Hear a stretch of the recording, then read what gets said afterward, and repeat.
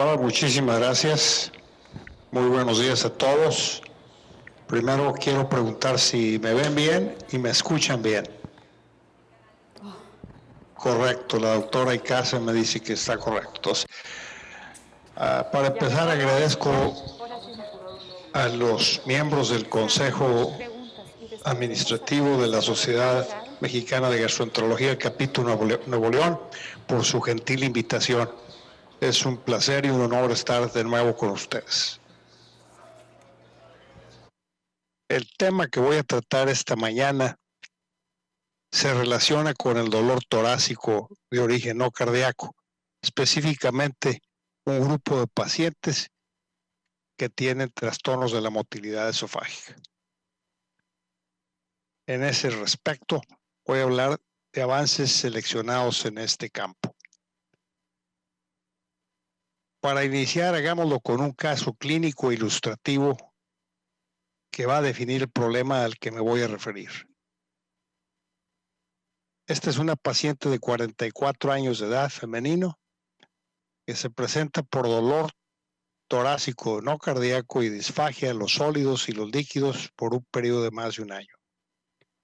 Tiene una pérdida de peso de 3 kilogramos.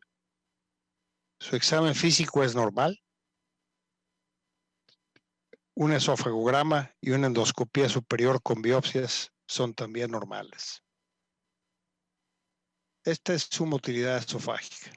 Vemos a la izquierda una motilidad normal para comparar y a la derecha una motilidad de alta resolución en el paciente. Desde luego, esta es solamente una deglución, pero es una deglución ilustrativa. Vemos la onda peristáltica normal, pero observemos la presión de la unión esofagogástrica, mientras que en el sujeto normal se relaja y es de 6 milímetros de mercurio. Aquí es de más de 20 milímetros de mercurio. Entonces pregunto a la audiencia, ¿qué le recomendarían a esta enferma? Toxina de botulismo intraesofágico, sildenafil, dilatación esofágica, POEM, o quizás alguno de ustedes tenga otra sugerencia. Quiero que lo piensen un poco y espero que la charla que voy a dar les permita contestar esta pregunta en forma objetiva, basado en la evidencia. Los objetivos, pues, de mi presentación esta mañana son hablar de la motilidad de alta resolución de los trastornos motores, principalmente del progreso reciente que ha habido en el campo de la motilidad esofágica. Segundo, examinar los parámetros fundamentales para el diagnóstico de los trastornos motores. Tercero, hablar de la clasificación actual de estos trastornos. Y por último, me voy a enfocar en dos de los trastornos motores más recientes. Iniciamos pues con el progreso reciente que ha habido en el campo de la motilidad esofágica en la última década. El progreso lo puedo sintetizar en una transparencia o dos. Nos ha permitido el progreso ir de trazos en los que usábamos motilidad con presión de línea, como vemos en esta transparencia, donde observamos la contracción faringe, el esfínter esofágico superior relajándose y volviéndose a contraer, la peristalsis esofágica y finalmente el esfínter esofágico inferior relajándose, además la presión gástrica basal. Nos hemos ido del uso de este tipo de sistemas tradicionales a la alta resolución, en el que integramos topográficamente las mismas presiones, pero las expresamos con color. Cada uno de los colores representa ondas de presión distintas. Observemos aquí la unión esófago-gástrica, perdón, el esfínter esofágico superior, esta banda que está en verde y amarillo, la contracción faríngea, la peristalsis esofágica, la unión esófago-gástrica aquí, que está constituida por dos elementos el diafragma, el ligamento frénico del diafragma y el esfínter esofágico inferior, relajándose, y finalmente el estómago. Además, los colores, como vemos aquí en la barra vertical del lado derecho de la transparencia, concuerdan con cambios de presión. Colores bajos o fríos, verde, azul, son de baja presión, mientras que colores altos como el amarillo, sobre todo el rojo y el verde, el rojo y el púrpura corresponden a hallazgos de alta presión. Por otro lado, la manometría de alta resolución nos permite no tan solo estudiar la onda peristáltica a base de colores con mayor visibilidad, sino también nos permite captar la impedancia, es decir, el paso del bolo alimenticio. Observemos aquí primero lo siguiente. Tenemos en esta banda verde el esfínter esofágico superior, la contracción peristáltica, viene la deglución. Veamos que esta parte corresponde claramente al músculo esquelético, la zona de transición, el músculo esquelético, el músculo liso, y observemos cómo en púrpura el líquido que penetra el esófago lo podemos seguir en su desplazamiento hasta su entrada al estómago. Por el contrario, en un enfermo con anormalidades de la deglución, por ejemplo aquí, en una motilidad inefectiva, veamos que viene la deglución, pero sin embargo es una deglución débil. Observemos cómo el líquido se mantiene en el esófago, no vacía adecuadamente. Por otra parte, aquí en una deglución fallida, no vemos nada de peristalsis. Viene el líquido al esófago, se mantiene en el esófago y solamente muy poco vaciamiento gástrico. Muy bien. El segundo punto que quiero evaluar es determinar y revisar los parámetros básicos para el diagnóstico de los trastornos motores. Si vemos la clasificación de Chicago, que es la que determina actualmente su uso para el diagnóstico de los pacientes con estos trastornos, observamos que la onda peristáltica tiene componentes fundamentales para el diagnóstico típico de los trastornos motores. Primero, lo que llamamos relajación integrada la presión de relajación integrada. Es decir, es el tiempo que va desde el inicio de la contracción faríngea, si trazáramos una línea vertical aquí, hasta donde termina la peristalsis. Y le llamamos integrada porque integra precisamente las presiones tanto del esfínter esofágico inferior como del ligamento frénico que constituyen esta región del esófago. En inglés, las cifras son IRP, Integrated Relaxation Pressure. Segundo, la peristalsis la medimos a través de este parámetro, lo que se llama contracción distal integral o DCI. Y este es un parámetro que va desde el inicio de la contracción en el músculo esquelético, aquí, a donde termina la contracción.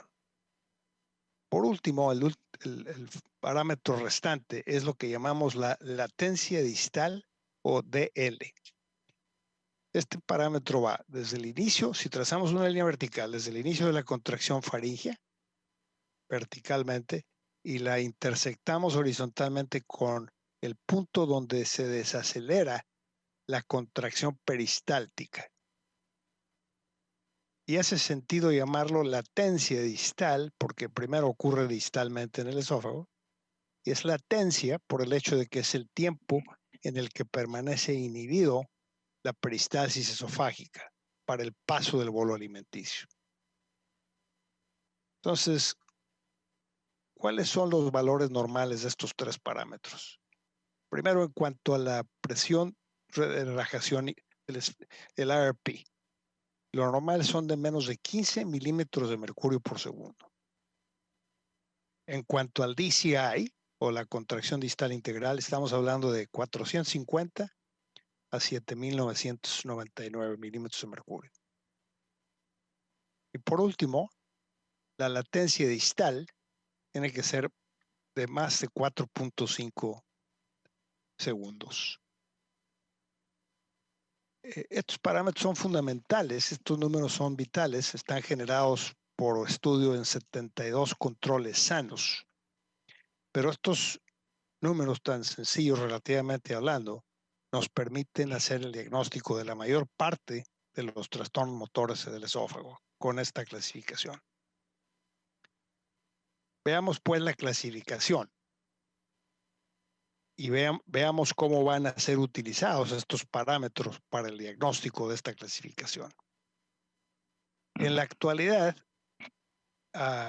estamos usando la clasificación que denominamos Chicago 3, porque ha habido 3 versiones de la misma que han evolucionado a través de los años.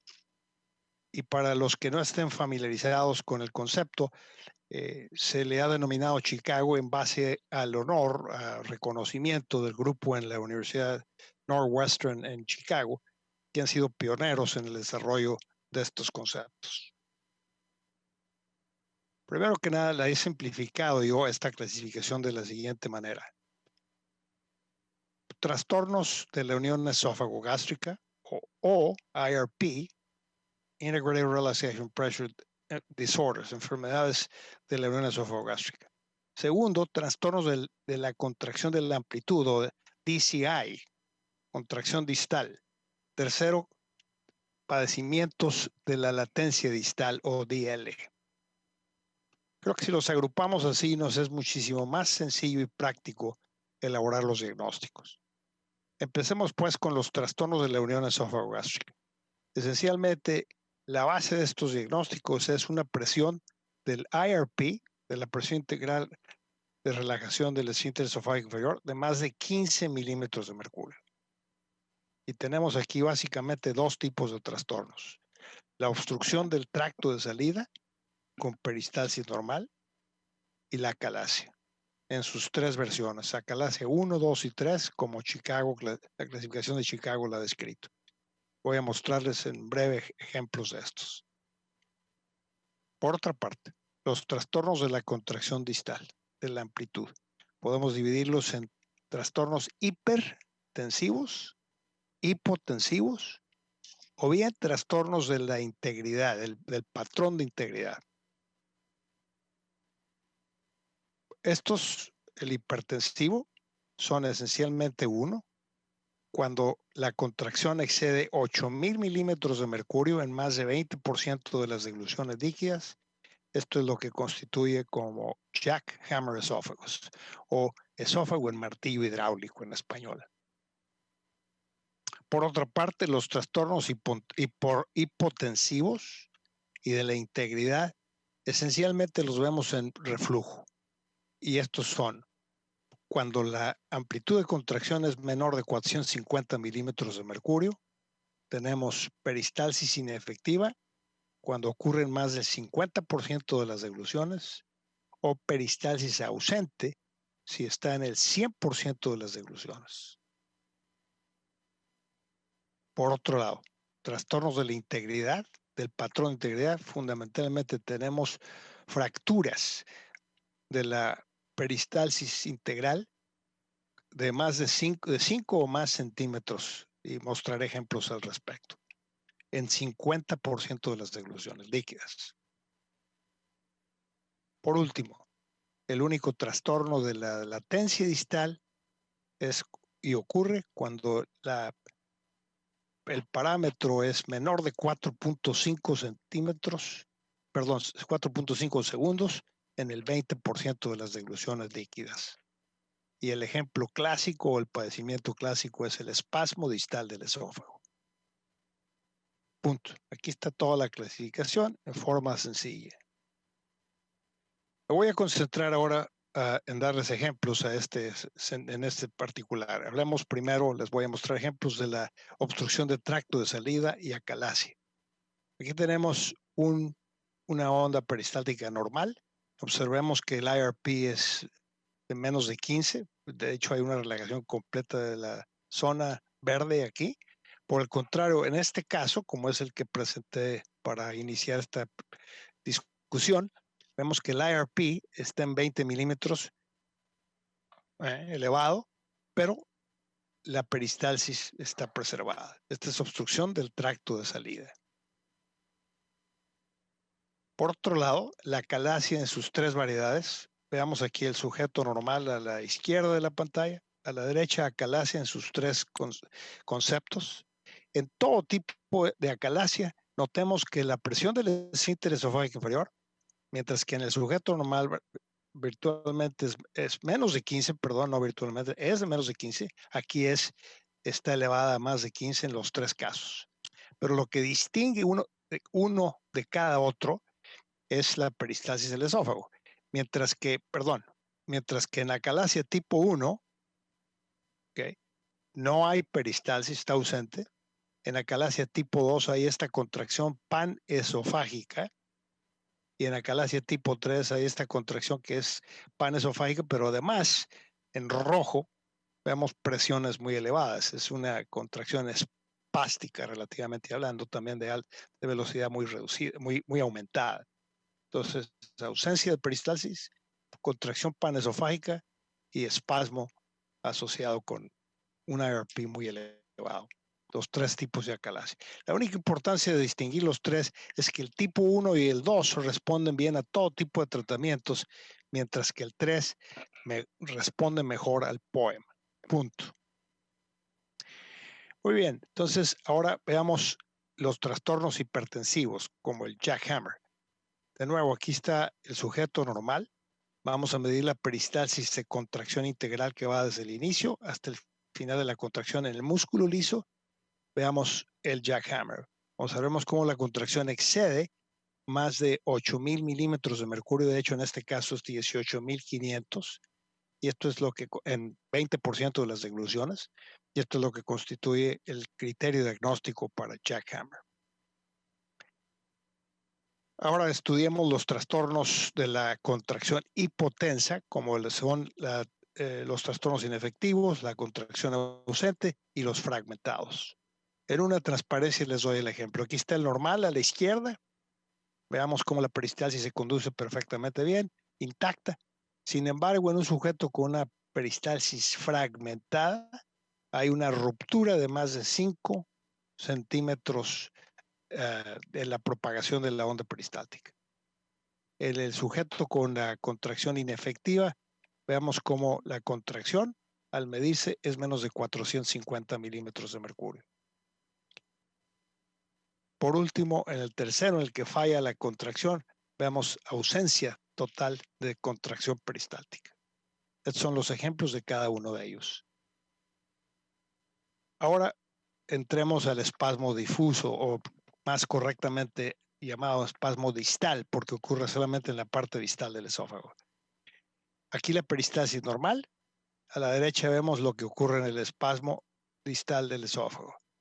Observemos que este tiempo de esta onda que pongo aquí, esta gráfica, este trazo peristáltico, en blanco, vemos cómo al medir la latencia distal, mientras que en el sujeto normal excede 4.5 centímetros de duración, segundos, de duración, en el paciente con espasmo, al prolongar esta línea y cruzarla, intersectar con la terminación de la peristalsis, esta está reducida a un número de 2.5. De hecho, la onda se aprecia verdaderamente vertical. Aquí está otro ejemplo, nada más para enfatizar un punto que no he hablado previamente, un parámetro que no he mencionado. Veamos el inicio de la contracción, la latencia distal, y el punto donde medimos esto es lo que se llama como punto de desaceleración de la contracción. Y es porque efectivamente es cuando la peristalsis sufre esta caída de su velocidad al pasar por la ampulla frénica. Y este parámetro Chicago 3 le denomina punto de desaceleración de la contracción, o CDP en inglés. Es el único sitio donde necesitamos preocuparnos para conocer este parámetro más. Entonces, como ven, la clasificación de Chicago es relativamente sencilla. No es tanto problema recordarla. Problemas de la unión esofagogástrica, problemas de la contracción de amplitud o DCI y trastornos de la latencia distal.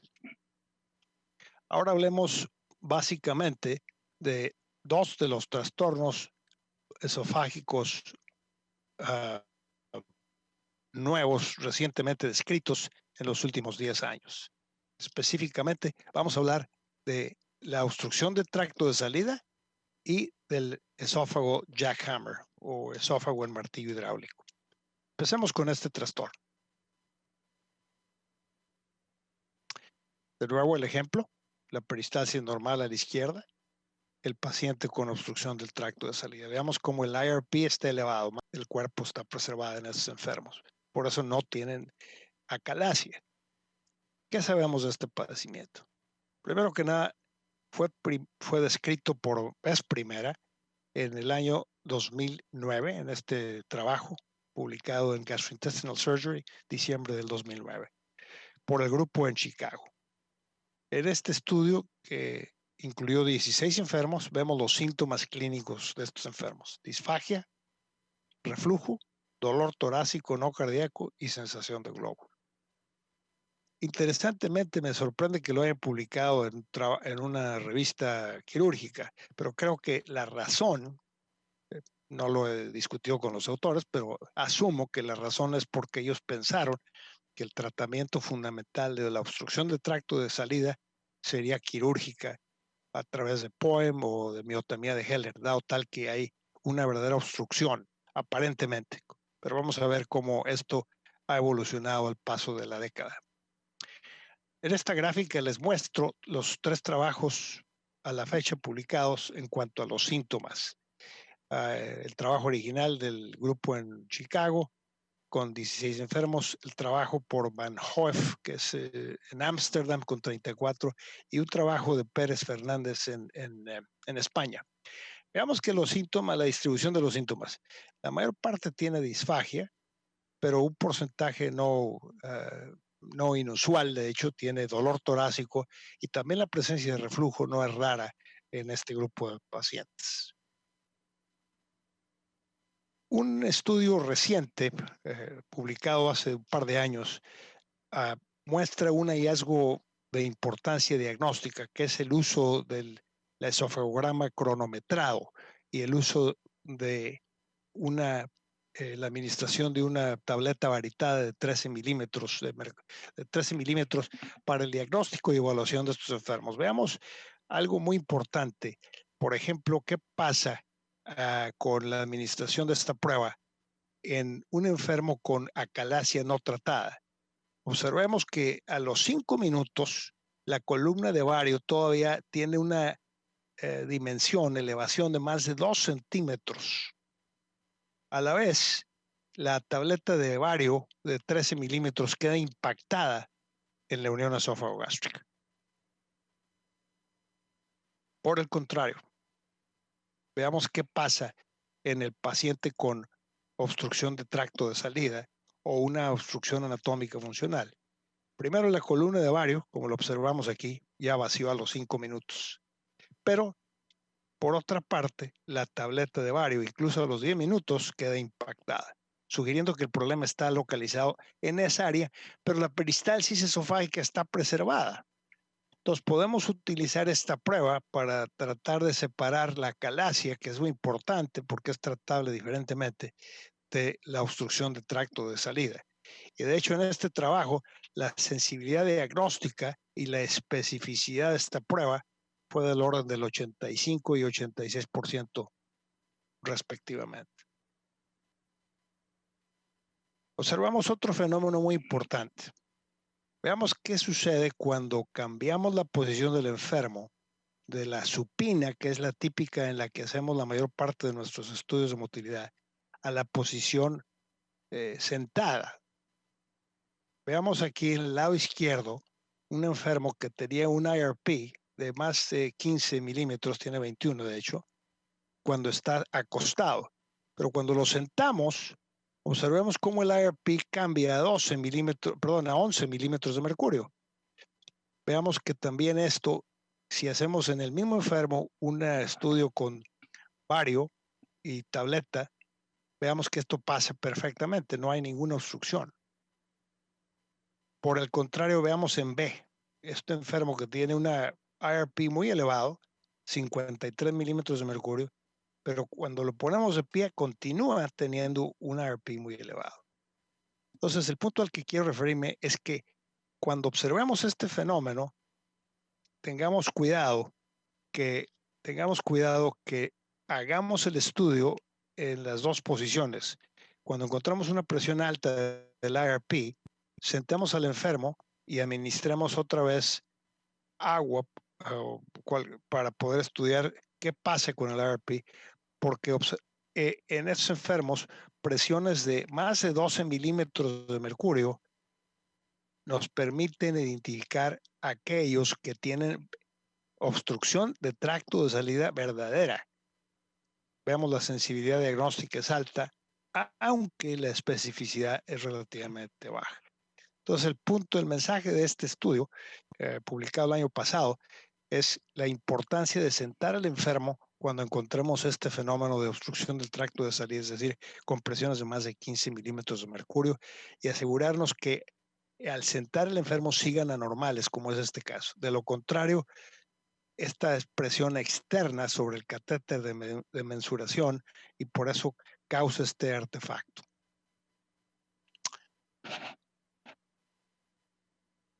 En esta siguiente transparencia he querido sintetizar los hallazgos y el curso clínico de un grupo importante, casi de 300 enfermos que integré de estos dos trabajos. Primero que nada, la prevalencia de este trastorno es del orden del 14% en pacientes sometidos a motilidad esofágica.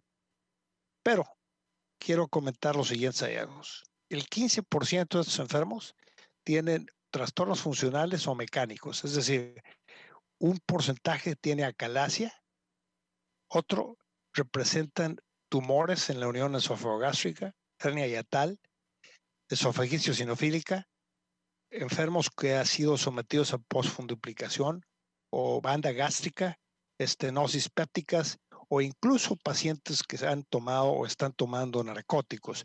Pueden darnos estas manifestaciones eh, de cambios en la presión del IRP. Creo que el punto más importante de resaltar es que en estos trabajos, hasta un 50% aproximadamente de los enfermos, cuando se les siguió a largo plazo, se resolvió el problema relativamente espontáneamente. Entonces, esto implica que para el manejo tengamos cuidado de no sobretratar este grupo de enfermos. De hecho, este es un trastorno heterogéneo, diría yo.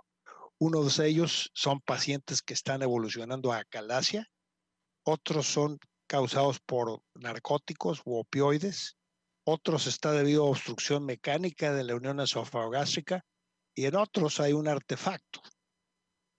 En los que están evolucionando a acalasia no nos queda más que mantener observación estrecha porque queremos efectivamente detectarlos y tratarlos de forma apropiada. A estos, pues desde luego, descontinuar o detener el uso de los opioides.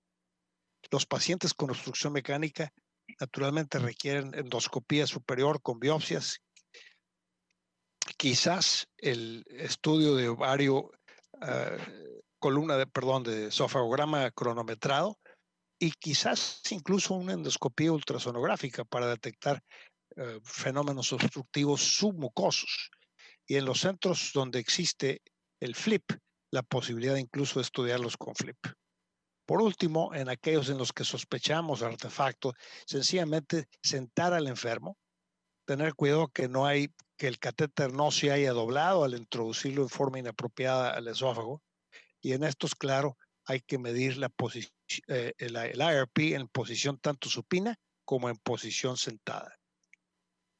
Veamos qué pasa con estos enfermos a largo plazo cuando los seguimos o han sido tratados con diferentes maniobras. Este estudio publicado este año sugiere que en el 60% no requirieron tratamiento, lo cual es un punto valioso que quiero enfatizar.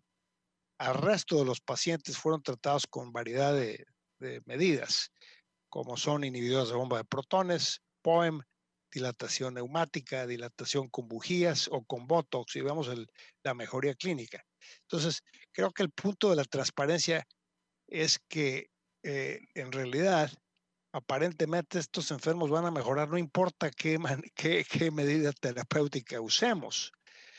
Entonces, eso me hace sospechoso que necesitamos en realidad evaluar esto en forma más crítica. No creo que podamos decir, basado en este estudio, que hay una medida terapéutica definitiva al respecto. De hecho, en este trabajo publicado apenas hace 3, 4 meses, en marzo, veamos qué pasa con estos enfermos, 24 enfermos, si los seguimos a largo plazo y les repetimos la motilidad. Veamos que después de un año se les repitió a estos 24 enfermos la motilidad. 3 de ellos cambiaron a espasmo, 8 a trastorno no específico, 4 se normalizaron y solamente 9 siguieron con el mismo diagnóstico. Es decir, un cambio de 63% solamente al primer año. En el segundo año, cuando se hizo una motilidad de nuevo, hubo un cambio de 57% de diagnósticos. Uno se fue a jackhammer, uno se fue a motilidad inefectiva, uno quedó normal y uno quedó como trastorno de la unión esofagogástrica. Por otra parte, aquí ven el resto, uno normal, uno a espasmo y uno siguió con trastorno de la unión esofagogástrica. Entonces, creo que el mensaje claro de este estudio de George Triadafilopoulos en California es que este es una motilidad cambiante. Esto no queda en un patrón estático, sino que evolucionan a diferentes trastornos y de ende pues la necesidad imperiosa de hacer estudios críticos en cuanto no tan solo al seguimiento, sino en cuanto al manejo de los enfermos. Por último, ahora quiero hablar de el otro trastorno recientemente descrito, que es el esófago en cascanueces o jackhammer. Perdón, no en cascanueces, sino martillo hidráulico, quise decir. Si vemos aquí cómo se hace el diagnóstico, observamos el jackhammer a la izquierda ahora comparado con el sujeto normal. Este se define por la presencia de más de 8,000 milímetros de mercurio en 20% de las degluciones, como vemos aquí en este enfermo, en comparación a la derecha con el sujeto normal, cuyas presiones DCI, presión distal de contracción, es entre 450 y 7,999. En el año 2012, Roman y colaboradores en Chicago describieron por vez primera esta entidad en el American Journal of Gastroenterology. En este estudio reportaron primero 72 sujetos sanos, a los cuales se encontraron que el valor más alto de la peristalsis del DCI era de 7,732.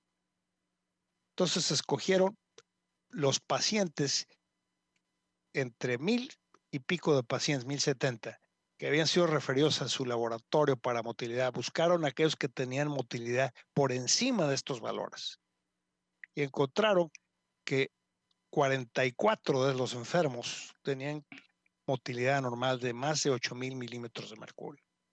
Y esta fue la primera descripción original de este padecimiento. Desde ese estudio a la fecha, aquí en un trabajo que acabo de someter a publicación, observemos la prevalencia del jackhammer a través de estudios internacionales. Aquí está el trabajo de Chicago, el primer trabajo original en el año 2012, 4%. Este es Richard McCallum en El Paso, Texas. Este es Frank Serviv en Francia, el 2%. El grupo de nosotros en la Clínica Mayo en Arizona, 2%. Austria, 2%. Un estudio en Canadá, 3%. Y aquí es un estudio que publiqué con un grupo en Bogotá, relativamente bajo en Colombia, 0.4%. Y aquí el único trabajo en México, en el norte de México, publicado por el doctor Genaro Vázquez Elizondo, donde colaboré, tuve el privilegio de colaborar. Veamos que este trabajo tiene la prevalencia más alta de todos los estudios internacionales, sugiriendo que probablemente hay diferencias geográficas ocurrencia de este trastorno, como vemos aquí en Colombia, bajo, aquí en México, más alto, por lo menos en el norte de México. Me interesaría ver qué pasa en otros centros en el país. Aquí está el trabajo que publicamos con el doctor Elizondo en el año de 2018, de 670 enfermos consecutivos. Vemos que el 9% tenía jackhammer y aquí vemos el resto de la distribución de los trastornos motores esofágicos. Estos son los síntomas clínicos de los enfermos con jackhammer en 4 series publicadas en la literatura que tienen más de 30 enfermos. El grupo en Illinois, en Chicago, un estudio europeo, este es en Bélgica, Francia y en Austria. De hecho, este es Bélgica e Inglaterra combinados. Entonces vemos la distribución de síntomas. Disfagia es el síntoma más común en la mayor parte de las series, seguido posteriormente por dolor torácico, así como reflujo. Interesantemente, en esta serie en Francia, un 30% de los enfermos incluso reportaron pérdida de peso. El mes pasado apenas, estando yo preparando esta charla, observé este reporte. Este es el grupo en Francia. Esta es la serie más amplia de jackhammer publicada a la fecha. Como ven ustedes, fue publicada apenas hace un mes o 2 meses, quiero decir. Y notemos que no hay diferencias con lo que mostré previamente con series anteriores. O sea, la mayor parte de los enfermos tienen disfagia, pirosis en un 35%, dolor y regurgitaciones. Lo que hice ahora aquí es hacer síntesis de varios estudios e integrarlas para mostrarles la prevalencia de reflujo. En este trabajo del grupo francés, ellos encontraron reflujo en un 54% de su población, mientras que la población general de Francia, ellos describen, solamente tiene el 31%. Igualmente, un estudio en Austria encontró una prevalencia de síntomas de reflujo bastante alta, del orden de 43%. Pero quiero hacer observación. El hecho de que tiene una prevalencia alta no quiere decir que cause el trastorno, pero al menos nos permite quizá considerar opciones terapéuticas. En este trabajo que acabo de someter a publicación, veamos que sinteticé 500, poquito más de 500 enfermos publicados en la literatura para tratar de proyectar los hallazgos clínicos y demográficos. Y como vemos, cuando integramos un volumen importante de enfermos, la mayor parte son mujeres con esófago de jackhammer. La edad media son 65 años y los síntomas fundamentales son disfagia, pirosis y dolor torácico no cardíaco. El curso clínico de estos enfermos, pues si los tratamos con programas antirreflujo, no lo sabemos, hay información muy limitada, pero quiero mostrarles algo que hay en ese sentido. Por ejemplo, este trabajo de Troman trató 3 enfermos con jackhammer, les dio a 11 inhibidores de bomba de protones y a 2 los mandó a Nissen, en multiplicación de Nissen. 62% se mejoraron. Cuando repitieron la motilidad, uno estaba asintomático y el otro con síntomas persistentes. Y la motilidad persistió también. Lamentablemente, no hay un control para poder decir si esto realmente representa causa y efecto o hay efecto placebo, pero es de las cosas, de lo poco limitado que existe en la literatura para poder formar conclusiones. Por otra parte, si examinamos el uso de POEM, veamos en este estudio multicéntrico, con un seguimiento de 195 días después del POEM, veamos las diferencias de outcome, de resultados con diferentes trastornos. Relativamente bajos números, pero observamos que el jackhammer solamente el 75% mejora en comparación con los otros trastornos. Aquí también otra serie publicada recientemente, 75 pacientes con acalasia. Aquí veamos la mejoría de la disfagia en color amarillo y el dolor color naranja en comparación con un grupo de varios trastornos espásticos como son cascanueces, 12, espasmo difuso por distal y el esfínter hipertensivo. Veamos que la respuesta clínica del POEM es mucho menor en estos trastornos que en estos, definitivamente. Entonces, en resumen, ¿qué podemos hacer para abordar clínicamente a estos enfermos basado en la evidencia que he tratado de presentarles? Yo sugeriría que ante la ausencia de evidencia absoluta de manejo, cuando diagnosticamos a estos pacientes, consideremos las posibilidades de hacer un sofrograma cronometrado con la tableta de vario. Ciertamente una endoscopía superior y biopsias, y en los casos apropiados considerar en ultrasonido endoscópico e incluso la tomografía computarizada. Si estos estudios son negativos, creo que trataría el enfermo basado en los síntomas de reflujo, los agruparía de acuerdo a sus síntomas de dolor, disfagia o aquellos que tienen síntomas mínimos.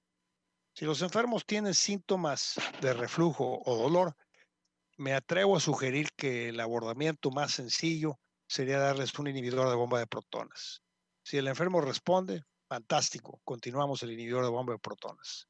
Si el enfermo no responde, creo que a este enfermo le podría yo agregar un analgésico visceral. Por otra parte, en el enfermo con disfagia, este enfermo posiblemente podríamos tratarlo quizás con un inhibidor de bomba de protones en forma inicial porque es fácil, es sencillo, pero no hay evidencia al respecto. Y otras opciones terapéuticas para este enfermo incluyen la dilatación con bujías, toxina de botulismo, POEM, pero ninguno de estos tratamientos ha sido evaluado críticamente. Por último, quiero enfatizar que el enfermo que tiene los síntomas relativamente modestos, a este enfermo francamente no le haría absolutamente nada, lo observaría longitudinalmente y vería qué es lo que pasa con él. En resumen, en estos 40 minutos he tratado de darles una síntesis de la motilidad de alta resolución de aspectos selectos. Les he mencionado el progreso que ha ocurrido al cambiar de la evaluación con sistemas de línea tradicionales a la presión topográfica que actualmente usamos. Les he mostrado los parámetros clásicos de la clasificación de Chicago, el IRP, o presión del esfínter esofágico inferior, si ustedes quieren ponerlo así, IRP en inglés, DCI, contracción distal integral de la amplitud peristáltica, y ITL o latencia distal. Hemos examinado el criterio diagnóstico de acuerdo a la clasificación actual, Chicago 3, aunque esto está en estado de flujo y está cambiando y seguramente en breve veremos la clasificación Chicago 4, pero la actualidad es la que estamos usando. Me enfoqué principalmente en los dos trastornos nuevos descritos en los últimos 10 años, gracias a la clasificación de Chicago, que son la obstrucción de tracto de salida y el jackhammer esófagos. Por último, he descrito el curso y la patogenia de estos padecimientos, misma que a la fecha no está bien entendida y caracterizada. Y he revisado el papel potencial del reflujo y el tratamiento por consiguiente de estos mismos trastornos. Agradezco su atención y estoy desde luego en la mejor disponibilidad de aceptar preguntas. Muchas gracias.